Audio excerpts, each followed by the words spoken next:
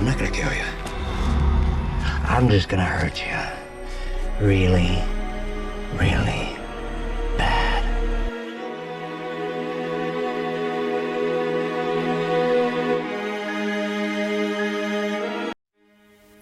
So I went into watching this movie remembering it in a slightly different way.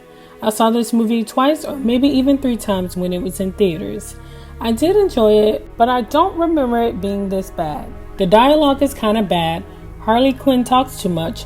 Lady, shut up! Flashbacks are a little annoying, and that this is a weird bunch to form a squad. I do want to point out that this film is supposed to take place after Superman's death. I don't want this review to be a complete summary of the film. I just want to make a few points about the characters, plot, and what I think overall. Suicide Squad was kind of a ragtag team of random people. I don't know if it was just me, but I had no connection to any of them throughout the movie. It's like they just threw them all together, which technically they did, but I wouldn't have minded since we would be getting to know them as a group. Instead, we're getting to know the characters individually and then as a group, which is a bit overwhelming. It may have turned out better if it was executed differently. It starts by introducing us to the characters. Deadshot, Harley Quinn, we meet Diablo, Killer Croc, which was very interesting, Captain Boomerang, Slipknot, who hits women because they have a mouth. His words, not mine. Anything. Wonderful. Have a good time, scumbag. Amanda Waller, who is my favorite, but we can touch on that a little later. We see Joker briefly throughout the film, the Enchantress, which possesses June. First off, why is June exploring alone in the jungle? And what would possess you to crack open a random statue? And then Katana. So the villains are the Enchantress and her brothers, whose name is apparently Incubus. I looked that up because I don't remember it being mentioned in the film. Basically, they take over the city, kill people to create an army, and is creating a device that destroys things. I guess. So after the city is taken over by the Enchantress, her brother and her gross-looking minions, the squad was rounded up, released from their cells, and got a nanite explosive placed in their necks, which Colonel Rick Flag and Waller have control of. The mission is to rescue someone who is trapped in the city. What the squad doesn't know is that it's actually Waller who needs to be rescued. Behold the voice of God. I will say, I don't particularly like movies that use a lot of flashbacks. I'd rather experience it. But I didn't have a problem with the flashbacks for Harley and the Joker. I thought it was executed better than the others. Overall, I felt a bit disconnected from the characters because you don't really get to experience their story only through what they are telling us or showing us in a short flashback. Deadshot was played great in my opinion. Being able to not miss your shots is definitely a skill to have. I like how he was able to display his skills prior to the battle. That way we are able to see a fraction of what he's capable of. Harley Quinn, I was concerned about. At first, I couldn't understand what use she would be in a fight with one gun and a baseball bat. After her fight, a little I could see the skill, but again, how is this specifically special? Now, Rick Flag I found was a soldier who just followed orders. I also found it odd that he couldn't see the things he was doing that was wrong, but judged the others, particularly Deadshot. He worked for Waller, who was just as ruthless as any of these said criminals. There you go. Call. But without you minding her, your lady friend stays here strapped to a board in a drug-induced coma.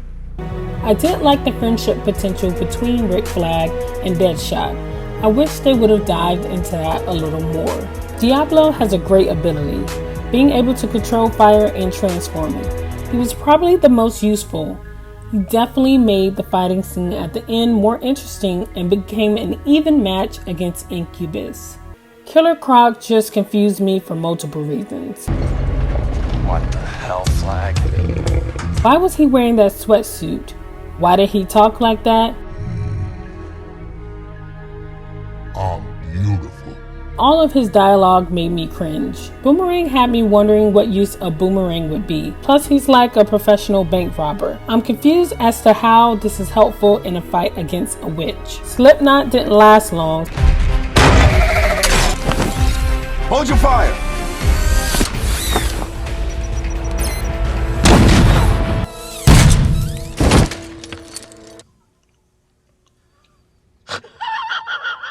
So there's no comment there. Her sword traps the souls of its victims. Katana was a random addition. I want to point out that she talks to her husband in this sword, who was killed by someone else using that same sword.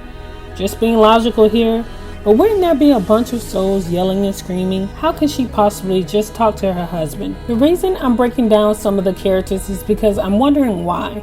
Why these characters in particular? Is it because Waller knew she could control them to do what she needed? Are they really capable in fighting on the same level as Superman? Or is it because they are disposable and can be replaced if needed? The Joker in this movie was like a side quest. He's attempting to rescue Harley, which didn't go so well. I do want to point out that he left her to drown when their car crashed into the water when Batman was chasing them through the city, which was interesting considering he's trying so hard to rescue her now. Batman was the one that saved her even though she was going to prison. What I didn't understand really was Enchantress' motive for taking over the city. She did mention that the humans no longer worship them, and I guess I would be upset if I was held hostage with my heart being used as leverage. I just felt that there's no connection really. Why not just kill Waller or go after the government specifically? I don't know, maybe I'm just thinking too much into it. I do like the character, but with a few more tweaks and thoughts, I believe it could have been more cohesive. I mean, she was definitely giving the squad a run for their money, and I'm positive she would have won the battle if they hadn't used that little trick on her. I previously stated that Waller was my favorite, and it's for a few reasons. I felt that her character was executed very well. She's a mastermind, and I just like her attitude and responses to things. I'll accept the consequences. I am your consequence.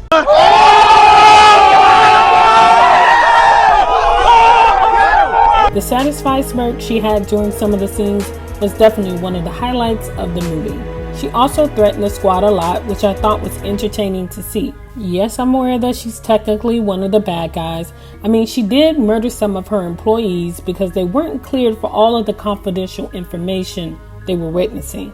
Waller kept all the letters Deadshot's daughter has been writing to him every day. That's pretty messed up.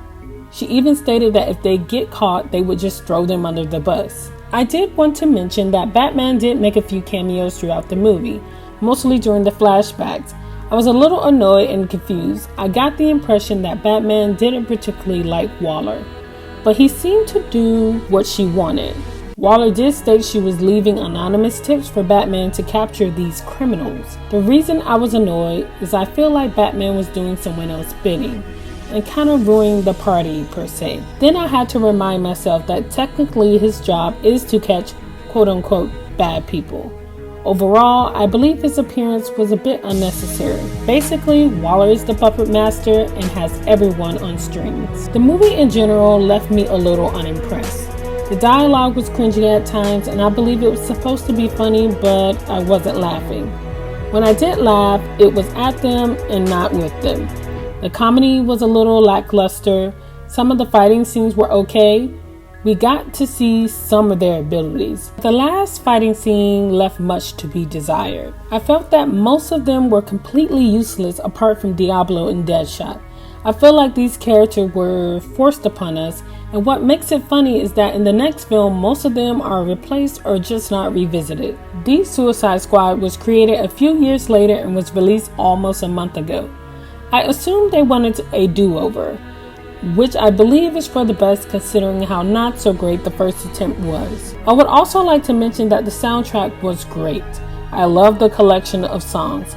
It definitely enhances the movie experience. Overall, I think the movie lacked character development. The attempted group therapy scene in the bar was not enough and kind of rushed in hopes to make us get to know the characters more or feel something towards them. I feel like this film had a lot of potential to be better, with just more thought to the characters like their development, relationships, connections. The film also lacked character consistency. For example, in the start of the film, his daughter and freedom were most important to him. Later in the film, Deadshot was told by Waller to shoot Harley Quinn for his freedom and for his daughter. But he decided not to because of what exactly? They've only known each other for a brief time. He basically risked his freedom and a better life for his daughter to save Harley. I missed. Another issue with this film was plot armor.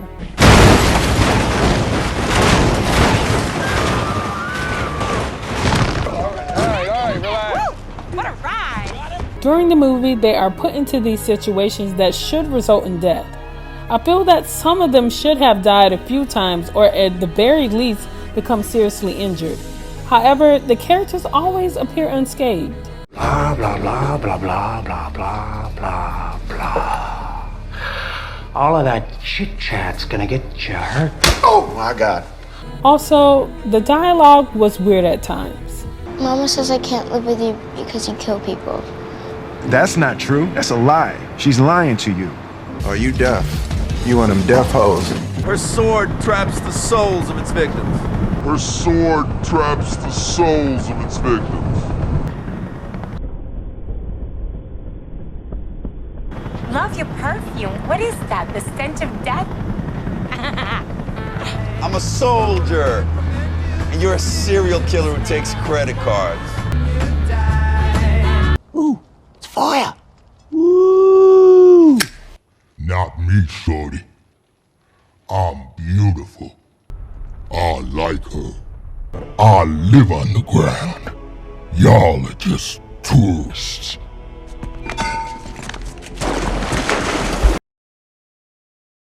Are you sweet-talking me?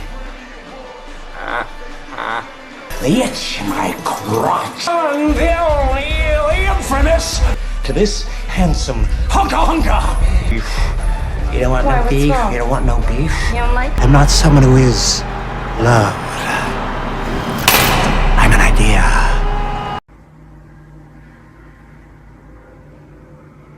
Boy, if you don't... I just wish more effort had been put into this movie. I think it would have been great, or at least a little better. I can't say the movie as a whole was absolutely horrible, but I will say it was entertaining. I would watch it again, but just for entertainment. As always, thank you for watching. Please like and subscribe, and let me know what you thought of Suicide Squad and if you like it.